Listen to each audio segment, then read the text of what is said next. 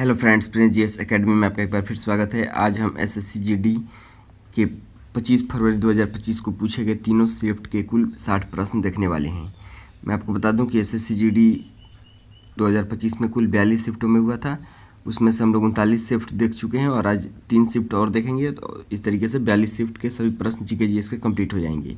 ये सारे प्रश्न आपके एसएससी जीडी एग्जाम 2026 के लिए बहुत ही ज़्यादा महत्वपूर्ण है। तो वीडियो को मिस नहीं करना है, वीडियो को पूरा वॉच कीजिए। अच्छा लगे तो लाइक और शेयर कीजिए, चैनल को सब्सक्राइब कीजिए। चलिए वीडियो शुरू करते हैं। निम्नलिखित में किस हस्ती द्वारा राग लासवंती की रचना की गई थी? तो इसका सही आंसर होगा ऑप्शन नंबर उस्ताद अली अकबर खान। दूसरा प्रश्न, निम्नलिखित में कौन में क्या 9वीं पंचवर्षीय योजना का विषय था? तो दूसरे का सही आंसर होगा ऑप्शन नंबर डी, सामाजिक न्याय एवं समानता के साथ विकास। अब देख सकते हैं कि पंचवर्षीय योजना से बहुत ज़्यादा प्रश्न पूछे जा रहे हैं। रासलीला और राधा कृष्ण के आध्यात्मिक और शाश्वत प्रेम पर आधारित किस शास्त्रीय नृत्य का प्रतीक है? तीसरे का सही आंसर होगा ऑप्शन नंबर बी, मणिपुरी। चौथा प्रश्न, प्राथमिक घाटा क्या है? तो इसका सही आंसर होगा कुल घाटा माइनस ब्याज भुगतान। छठा प्रश्न, भारत की जनगणना 2011 के अनुसार निम्नलिखित में से भारत के किस उत्तर पूर्व राज्य की साक्षरता दर उच्चतम है? तो पांचवें का सही आंसर होगा ऑप्शन नंबर ए, मिजोरम। छठा प्रश्न देखते हैं, 2023 में महिला एशियाई हॉकी चैंपियंस ट्रॉफी का शुभंकर जिसका नाम जूही है किस जानवर से प्रेरित है? तो छठे का सही आंसर होगा ऑप्शन नंबर सी, हाथी।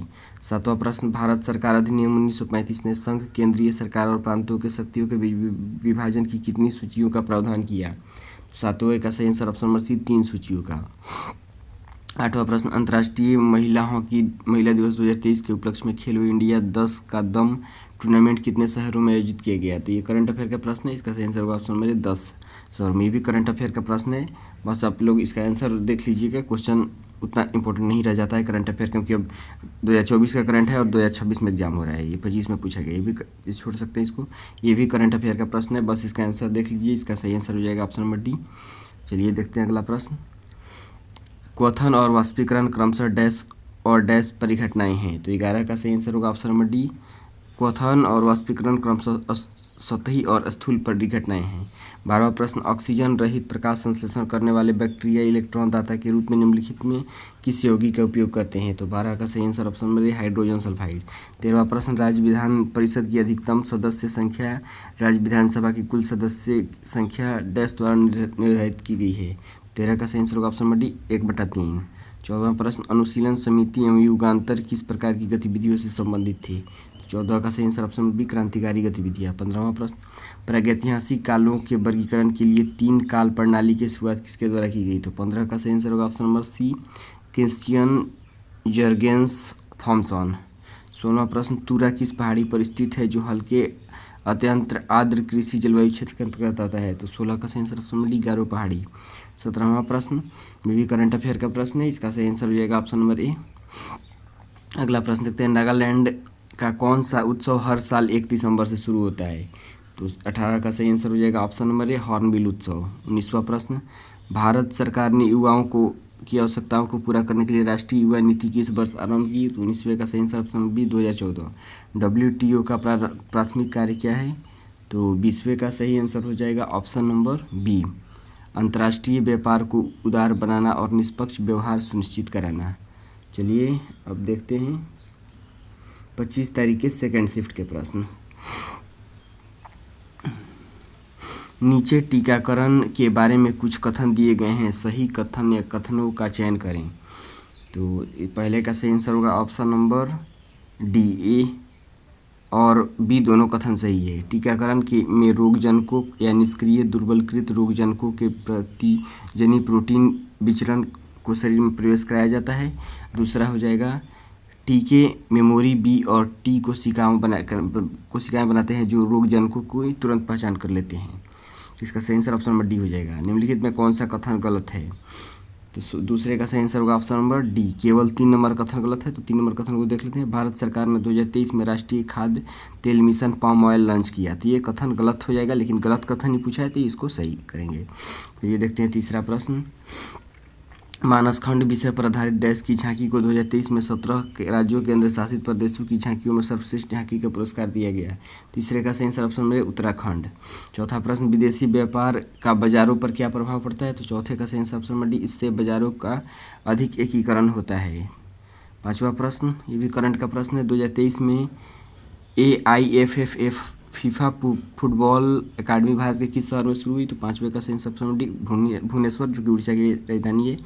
यह भी करंट का प्रश्न है, बसंत लक्ष्मी नरसिम्हाचारी जिन्होंने नृत्य कलानिधि पुरस्कार 2023 सम्मानित किया गया, किन दो नृत्य शैलियों में उत्कृष्ट है? तो छठे का सही आंसर ऑप्शन में भरतनाट्यम और कुचिपुड़ी।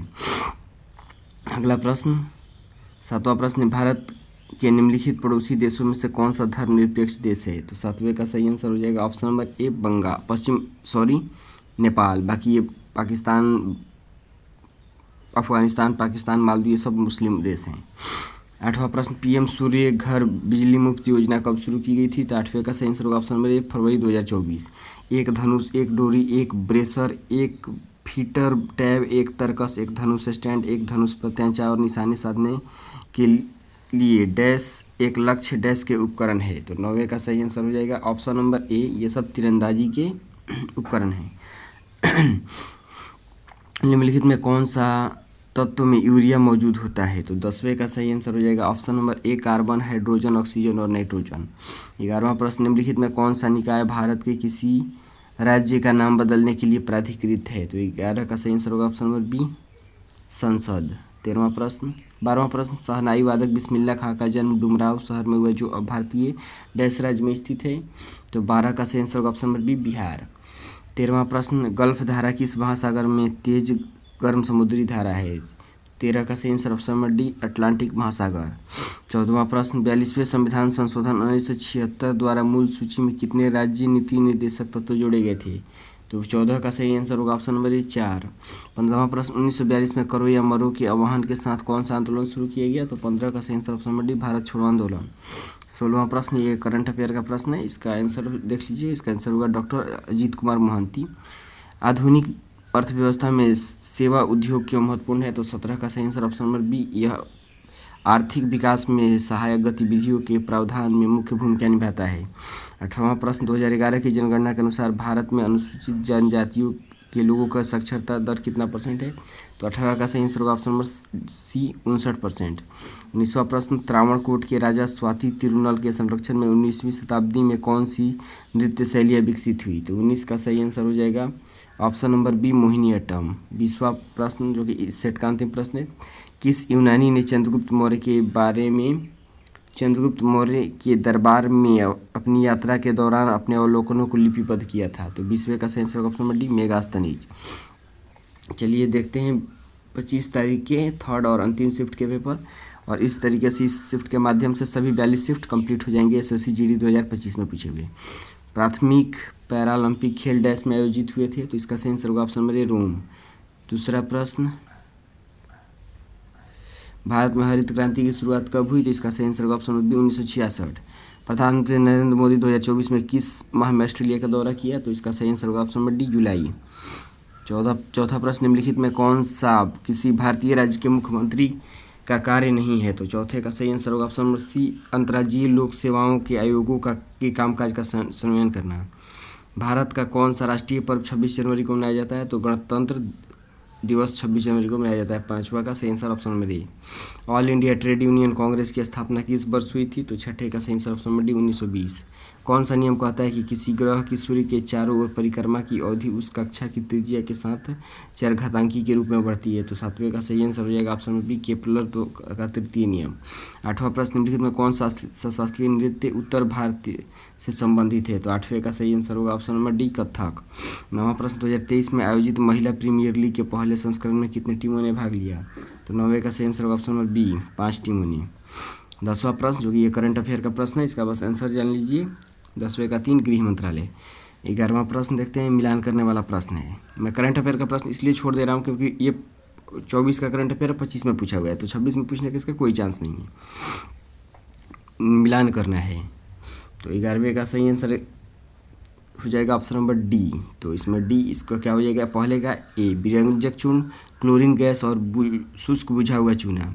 बेकिंग पाउडर तो ये हो जाएगा अम्ल क्षार अभिक्रिया। वॉशिंग पाउडर ये हो जाएगा बेकिंग सोडा को गर्म करना और फिर परिणामी उत्पाद का पुनः क्रिस्टलीकरण।